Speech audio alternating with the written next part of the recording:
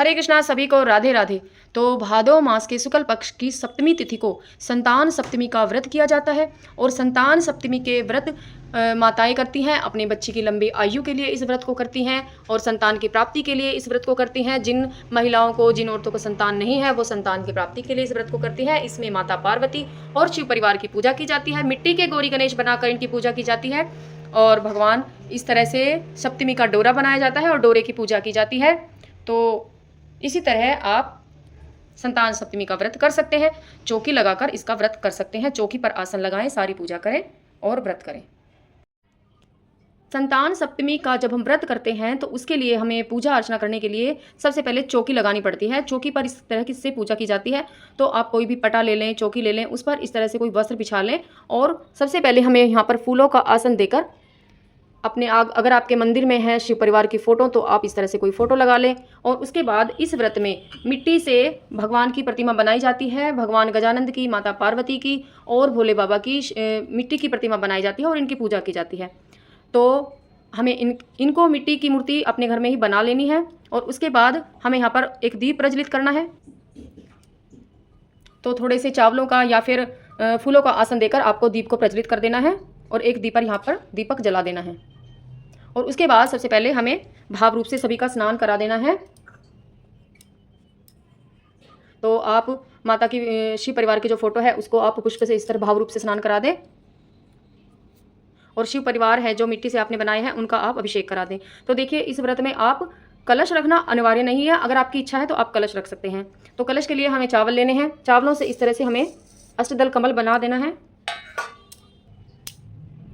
इस तरह से हमें अष्टदल कमल बना देना है। अगर आपको कमल इस तरह से बनाना नहीं आता है तो आप चावलों की एक ढेरी भी बना सकते हैं। उसके ऊपर आपको कलश रखना है। कलश आप मिट्टी का लें या पीतल का ले लें, जो हो सके तो स्टील का कलश ना लें। उसके बाद आपको इसमें डालने के लिए सिक्का, सुपारी, हल्दी की गांठ, 1 रुपया सिक्का,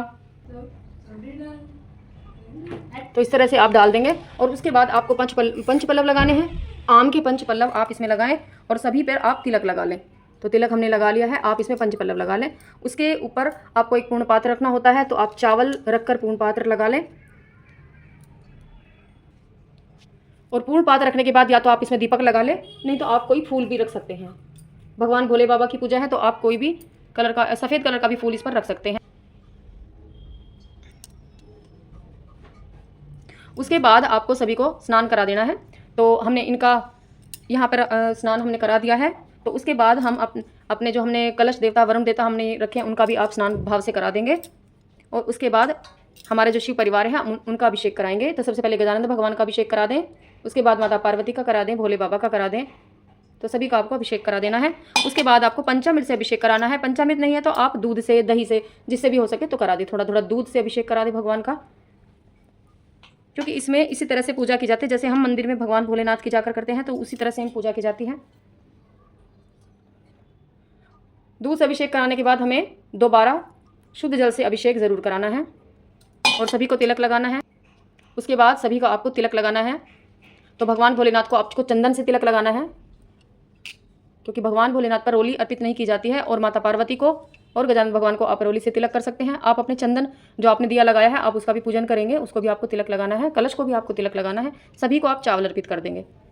जय गजानंद भगवान, जय माँ लक्ष्मी, जय हो, जय कृष्ण कन्हैया, जय बंसी वाले, हरे कृष्ण गोविंद हरे मुरारी नाथ नाम। उसके बाद आप दुर्वा ज़रूर अर्पित करें। तो आप गजानंद भगवान को या इधर शिव सबको अब अलग से दुर्वा अर्पित करें। और इस देखिए, भगवान भोलेनाथ की पूजा है तो पूजा में आपको जनेऊ अवश्य रूप से अर्पित करना है। भगवान गजानंद को आपको जनेऊ अवश्य रूप से पहनाना है। भगवान भोलेनाथ को भी आपको जनेऊ पहनाना है। ओम नमः शिवाय, नमः शिवाय। सभी को वस्त्र रूपी कलावा अर्पित करें। जय गजानंद भगवान, जय भोलेनाथ। माता पार्वती को आप चुनरी भी उड़ा सकते हैं, नहीं तो आप वस्त्र रूपी कलावा भी आप उड़ा सकते हैं, वरना आप चुनरी, छोटी सी चुनरी भी उड़ा सकते हैं। और इसी तरह से जो शिव परिवार की आपकी प्रतिमा है उनको भी आप वस्त्र रूपी कलावा अर्पित करें। अपने वरुण देवता को भी आप वस्त्र रूपी कलावा अर्पित करें। उसके बाद आपको फल अर्पित करना है। फल का भोग अवश्य रूप से लगाना है, तो फल आप ज़रूर चढ़ाएं। आप कोई भी ऋतु फल भगवान के सामने अर्पित कर सकते हैं। और देखिए, भगवान को आप इत्र लगा सकते हैं, तो आप इत्र लगाएं भगवान को। और इसके बाद यहाँ पर माता पार्वती के लिए श्रृंगार का सामान आपको अवश्य रूप से चढ़ाना है। और देखिए, जो सप्तमी का जो व्रत है, भादो मास के शुक्ल पक्ष की जो संतान सप्तमी का जो व्रत है, इसमें मीठा भोग भगवान को लगाया जाता है। तो आपको मीठा भोग बनाना है। जैसे आप 7 पूरी, तो 7 आपको 2 जगह लेना है।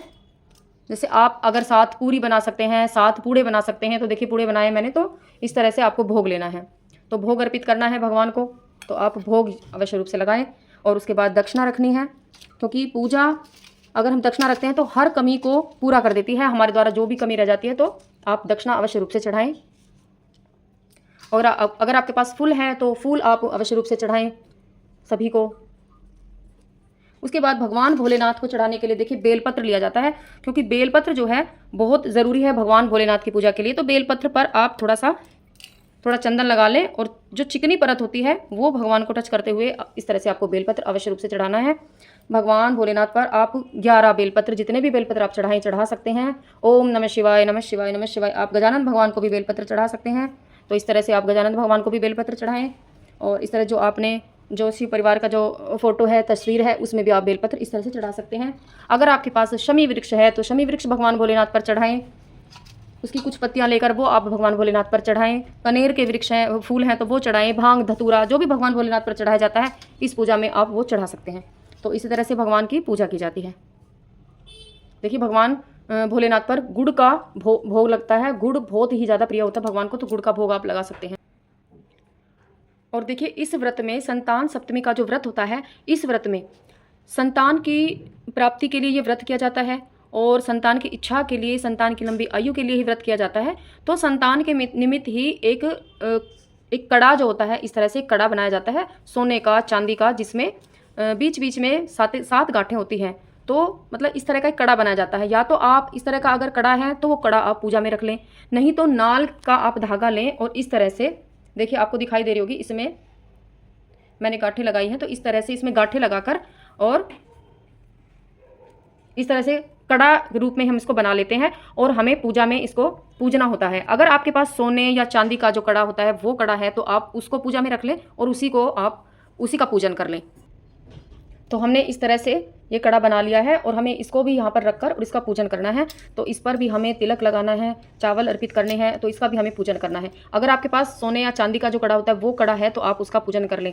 और जब हम पूजन कर लेंगे, पूजन के बाद हमें ये कड़ा अपनी कलाई में पहनना है, सीधे हाथ में हमें अपनी कलाई में पहनना है। तो इसी तरह से संतान सप्तमी का व्रत किया जाता है। तो उसके बाद हमें कपूर आरती कर लें, या अपनी आपने जोत जला रखी है आप जोत से आरती कर लें, कपूर जला लें, कपूर से आरती करें भगवान की। और इस व्रत में कथा सुनी जाती है, संतान सप्तमी की कथा सुनी जाती है। तो कथा के लिए देखिए आपको यहाँ पे एक जल का लोटा भर के रखना है, क्योंकि पूजा जब भी हम करते हैं तो भोग, जब कुछ भी भोग लगाते हैं तो जल का भोग हमें अवश्य लगाना होता है। तो हमें एक लोटा जल अवश्य रूप से ले लेना है। और जब हम कथा सुनते हैं तो अपने हाथ में हमें कुछ पुष्प और कुछ चावल थोड़े से हाथ में लेकर कथा सुननी है। तो हमें कथा सुननी है, और कथा के बाद जो हमने हाथ में पुष्प और चावल लिए हैं वो भगवान के सामने यहाँ पर छोड़ देने हैं, और हमें कथा सुननी है। उसके बाद भगवान की आरती करनी है। और देखिए इस व्रत में जो हमने 2 भोग लिए हैं, ये मीठा भोग बनाया जाता है। मैंने पूड़ी ली है 7 एक 7 इस जगह, 7 उस जगह।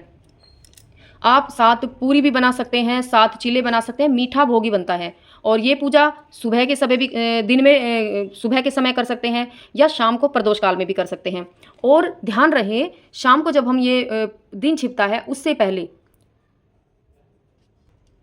पूजा की शुरुआत कर दे, अगर आप शाम को कर रहे हैं। और क्योंकि हमारी पूजा में कुछ समय लगता है, तो प्रदोष काल में हमें अपनी पूजा कर लेनी है अगर आप शाम को कर रहे हैं तो।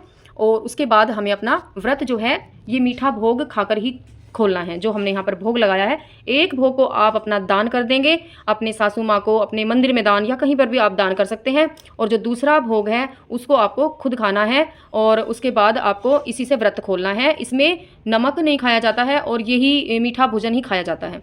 और इसके भोग के अलावा आप खीर का भोग बना सकते हैं, या कोई भी मीठा भोग बना सकते हैं। लेकिन ध्यान रहे, जो भी आप भोग लगाएं वो 2 जगह ही आपको यहाँ पे रखना है। एक भोग आपको दान कर देना है, दूसरा भोग आपको खुद खाना है। और इसके बाद आप कपूर आरती कर लेंगे भगवान की। उसके बाद आपको जो भी आरती आती है वो आप आरती कर लें। ओम नमः शिवाय, नमः शिवाय, हर हर महादेव, जय माता पार्वती। हमारी मनोकामनाओं को पूर्ण करना, हमारे द्वारा जो पूजा अर्चना की है स्वीकार करना। हरे कृष्ण सभी को, राधे राधे। इसी तरह से संतान सप्तमी का व्रत किया जाता है। पूजा के बाद आप इन जल को पूजा के बाद आप हाथ जोड़कर क्षमा याचना कर ले। हमारी पूजा में जो भी कमी हुई हो उसके द्वारा हे माता पार्वती हमें क्षमा करना और हमारे बच्चों को स्वस्थ रखना, हमारे बच्चों की आयु लंबी करना, उन्हें निरोगी रखना। तो इसी तरह से आप प्रार्थना माँ से कर सकते हैं। उसके पूजा के बाद आपको ये जो हमने पूजा का डोरा बनाया है ये आपको अपनी कलाई में पहन लेना है। और जो ये आपने भोग लगाया है यहाँ पर, एक भोग आपको खाना है, दूसरा भोग आप दान कर देंगे। और इसी तरह से ये जो आपने मिट्टी की प्रतिमाएँ बनाई हैं और इसको आप अगले दिन जब आप चौकी उठाएंगे आप जल में प्रवाहित कर देंगे। और इसी तरह से और ये जो दक्षिणा है, दक्षिणा आप दान कर देंगे, श्रृंगार का सामान भी आप दान कर देंगे, फल आप प्रसाद रूप में बांट लेंगे और जो जल है ये आप सूर्यदेव भगवान को दे देंगे। और इसी तरह से पूजा अर्चना की जाती है। हरे कृष्णा, सभी को राधे राधे। अगर मेरी वीडियो आपको पसंद आई है तो मेरी वीडियो को प्लीज़ लाइक ज़रूर करना, चैनल को सब्सक्राइब करना। राधे राधे।